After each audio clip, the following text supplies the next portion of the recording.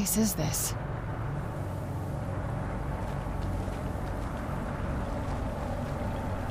Mother? Mother! Maker. It can't be. Serana? Is it really you? I can't believe it. How do we get inside? We have to talk. Serana, what are you doing here? Where's your father? He doesn't know we're here. I don't have time to explain. I must have failed. Harkon's found a way to decipher the prophecy, hasn't he? No, you've got it all wrong. We're here to complete the prophecy our way, not his. Wait a moment. You've brought a stranger here? Have you lost your mind? No, you don't... You, come forward. I would speak with you. So how has it come to pass that a vampire of mixed blood is in the company of my daughter?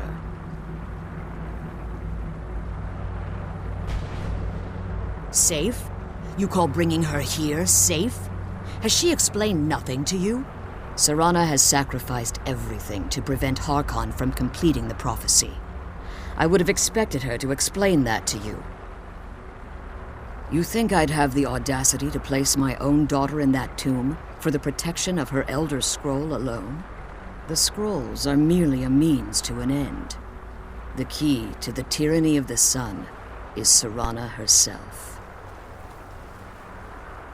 When I fled Castle Volkihar, I fled with 2 Elder Scrolls. The scroll I presume you found with Serana speaks of Ariel and his arcane weapon, Ariel's bow. The second scroll declares that the blood of Cold Harbor's daughter will blind the eye of the dragon. Like myself, Serana was a human once. We were devout followers of Lord Molig Bal. Tradition dictates the females be offered to Molig Bal on his summoning day. Few survive the ordeal. Those that do emerge as a pure-blooded vampire. We call such confluences the Daughters of Cold Harbor.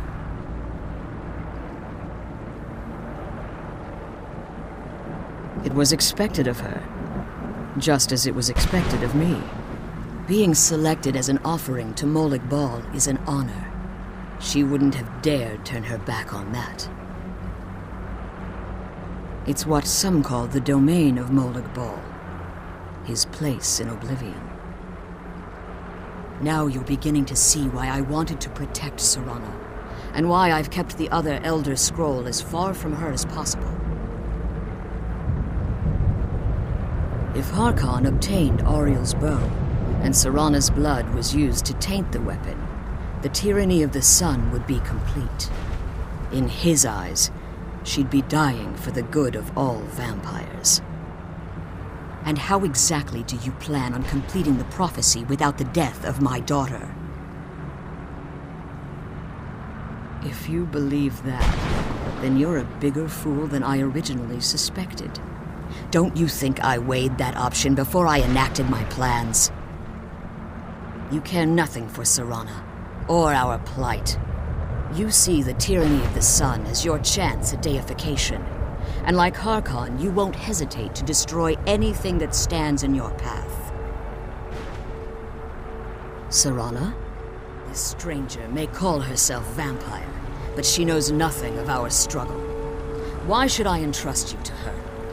This stranger has done more for me in the brief time I've known her than you've done in centuries. How dare you? I gave up everything I cared about to protect you from that fanatic you call a father. Yes, he's a fanatic. He's changed. But he's still my father. Why can't you understand how that makes me feel? Oh, Serana, if you'd only open your eyes. The moment your father discovers your role in the prophecy, that he needs your blood, you'll be in terrible danger. So to protect me, you decided to shut me away from everything I cared about. You never asked me if hiding me in that tomb was the best course of action. You just expected me to follow you blindly. Both of you were obsessed with your own paths. Your motivations might have been different, but in the end, I'm still just a pawn to you too. I want us to be a family again. But I don't know if we can ever have that. Maybe we don't deserve that kind of happiness. Maybe it isn't for us. But we have to stop him, before he goes too far. And to do that, we need the Elder Scroll. I'm sorry, Serana. I didn't know.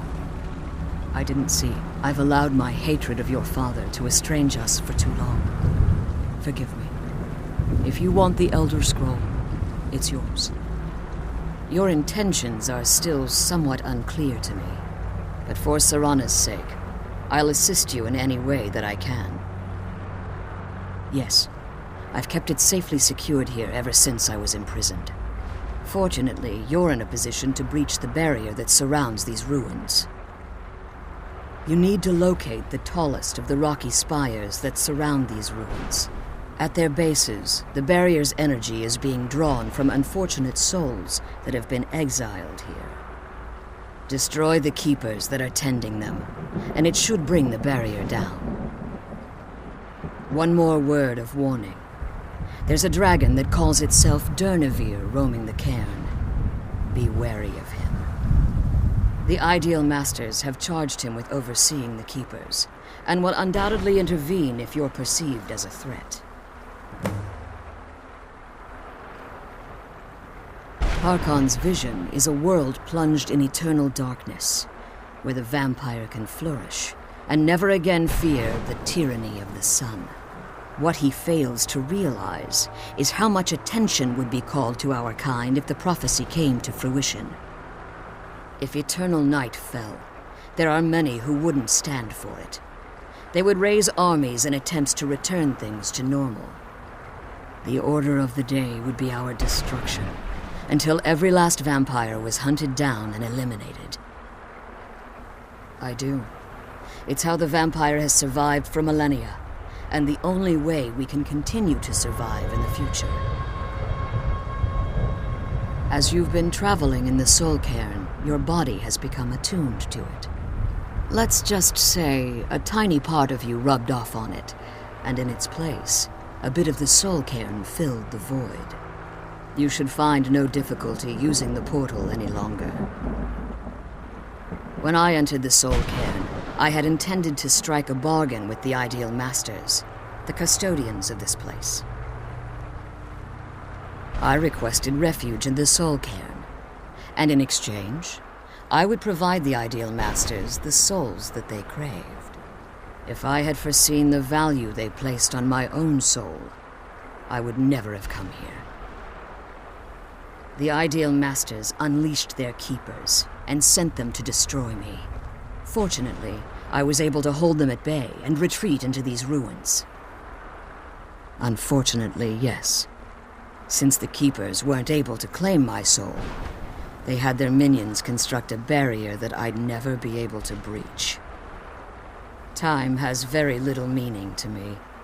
Consequently, it has little meaning to the Ideal Masters as well. I suppose you could call this the ultimate waiting game, each watching the other to see which will give in. I know very little about them. They're mystic entities that lord over the soul cairn, controlling every aspect from its fabric to its appearance. Well, some necromancers believe they are the crystalline structures dotting the soul cairn. I believe there's more to it than that.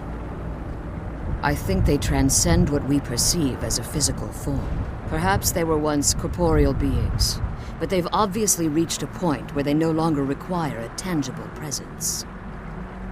Conduits, through which the Ideal Masters speak to their underlings and feed on their victims. The Ideal Masters' weakness is their insatiable hunger for pure souls. The ability to summon powerful undead guardians, as one would conjure an Atronak or Daedra. The ability to summon powerful undead guardians, as one would conjure an Atronak and get or back Daedra. to the prison. Be careful, and keep my daughter safe.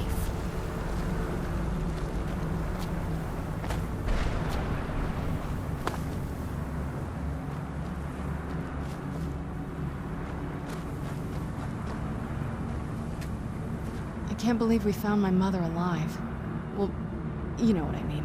Relieved, I think. All those things had been building for a while. You have no idea how long I wanted to say that to her. Look, I loved my father, But when he found that prophecy, that became his life. Everything else, even me and my mother, we just became clutter. I was close with my mother, but she just kept feeding me her opinions of him, and eventually I started believing them. Like I said, we were never very close. Not a lot of father-daughter bonding, if you know what I mean. But once we threw our lot in with Molig Bal, people just don't think about their families anymore. Power takes precedence, he always said. I was. Honestly, it took me up until now to figure out that my mother was really just as bad as he was. He was obsessed with power. She was obsessed with seeing him fail. It was just so toxic. Maybe I could have seen this coming. We could all be better off now.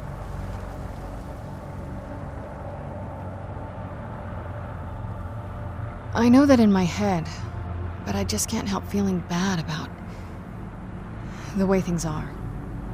Sorry, I know you're trying to help. Thanks. Anyway, we should keep moving.